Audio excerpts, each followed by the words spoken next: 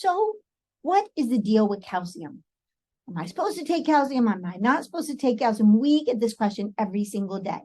Patients are coming in and their doctors are telling them to take calcium, or they're reading on the internet, oh my gosh, I have osteoporosis, I have osteopenia, I need to take calcium. I need to take calcium to be healthy. What about the drink milk whole thing? These are really great questions. But I got to tell you, the latest research is showing that calcium is not so good for your bones and it's causing some other problems.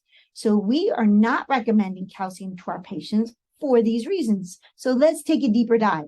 So if you haven't seen some of our videos before, I'm Dr. Julie McLaughlin from McLaughlin Care, and we are happy to share tons of health information with you because our goal is to keep our community as healthy as possible. So wait a minute, what about osteoporosis? If I have osteoporosis, shouldn't I be taking calcium? The answer is no. So in the latest studies, they looked at an association between calcium and vitamin D supplementation and the risk of fracture incidents. And it was in a community of older adults. They were community dwelling. And it found out that there was no difference between people taking calcium with vitamin D, not taking calcium, or taking a placebo in the fracture incidents. So, okay, so it's not working for fractures, but can it hurt me? Yes, this is the deal. It can hurt you in more ways than one. So calcium causes kidney stones. 85% of kidney stones are made of calcium. And I don't know if you've heard, but people say that kidney stones are worse than childbirth. Yeah, don't sign me up for that. I don't want kidney stones, especially as something that's self-induced by taking calcium. Prostate cancer. It increased the risk in men for prostate cancer. And yes, men can get osteopenia and osteoporosis, not as severe of a degree as women, but they still get it. But they get prostate cancer as a result of taking a lot of calcium.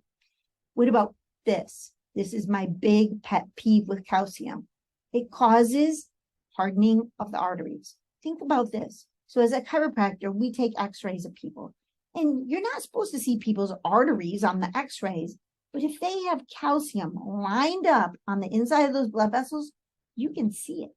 And that's hardening of the arteries. That's plaque. That's hard plaque.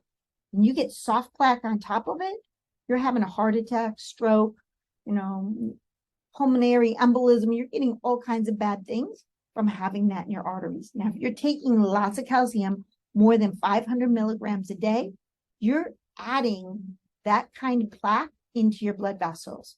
And I don't know about you, but I don't want to have a heart attack. So that's another good reason not to take calcium.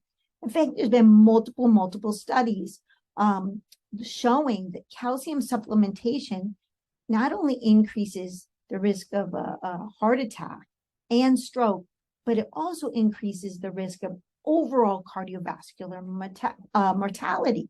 So people dying from this. And the effects of calcium in heart disease and heart attacks have really increased. And then the final study I'm going to tell you about is the long-term calcium intake, right? Greater than that 500 milligrams causes increased mortality of all diseases. Now, wait a minute. 10 million people over 50 have osteoporosis. That's a lot of people. And 34 million people are at risk of osteopenia. Osteopenia is like the thinning of the bones. What happens to our bones before we get osteoporosis? Well, that's a lot of people. And it primarily happens in our hip bones and in our spine. And those are the two most dangerous spots. In fact, fractures in the hip bone is really can be a cause of death. Well, wait a minute. Now you're telling me that the calcium is not going to help and osteoporosis can be a cause of death? But I got to tell you, it's nothing compared to the risk of getting heart disease from building up plaque in your arteries. So 50% of our population will die from heart disease, right? That's a #1 cause of death, period. Osteoporosis, only 2.8% of the population will die from osteoporosis as a result of a fracture, and primarily a fracture that's not been attended to in the hip. That's equivalent to the number of people who die from breast cancer in a year. So when we look at the overall risk and the non-effectiveness of calcium in reversing this osteoporosis, is a bad deal all the way around. So what causes osteoporosis in the first place? It's actually a natural aging process. At the age of 30, we stop building up bone and start breaking down bone. Now, women who are hit menopause, when their estrogens and their hormones decrease, they have a higher increase of that genetic propensity. White, thinner, frailer women are going to have more tendency to have osteoporosis. Now, medications can steal your calcium too, like steroids, and Synthroid is a really common one that people take for low thyroid. That steals calcium.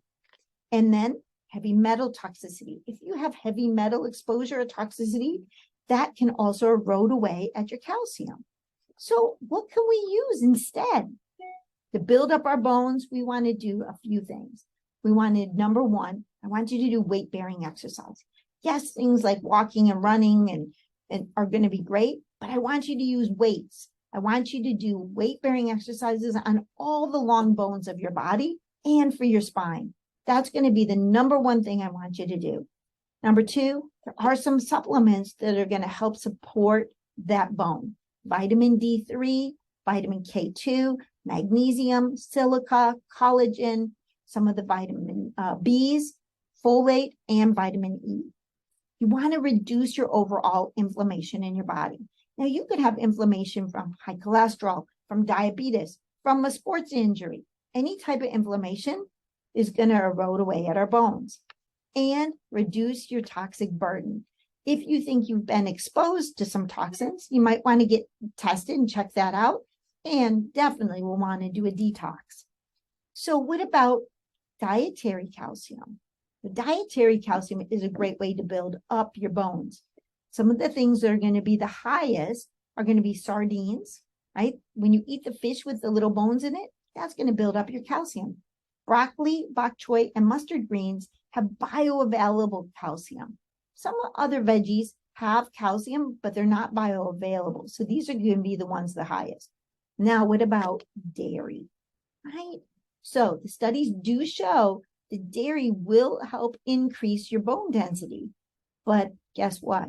On the downside, dairy also has tons of fat in it, lots of allergens, and it can cause heart disease and a lot of other problems that people are getting. So I'm going to have a question for you about dairy. And I know a lot of people are real controversial with this, but if you looked at all the animals in the world that were adults, which one drinks milk? And which one drinks milk from another species? None. Only people do, right? And this is increased over time. So we see lots and lots of autoimmune issues with dairy, skin issues, like I said, heart disease. Dairy is not necessarily a friend, even though the studies do show that it helps with the bone density. So I'm going to let that choice be up to you individually. So if you found this information helpful, be sure to subscribe or click the bell so you get the notifications, because we do this multiple times a week and we want to make sure we have a healthy, happy community. That's it for today. Dr. Julie McLaughlin. I'll see you soon. Bye-bye.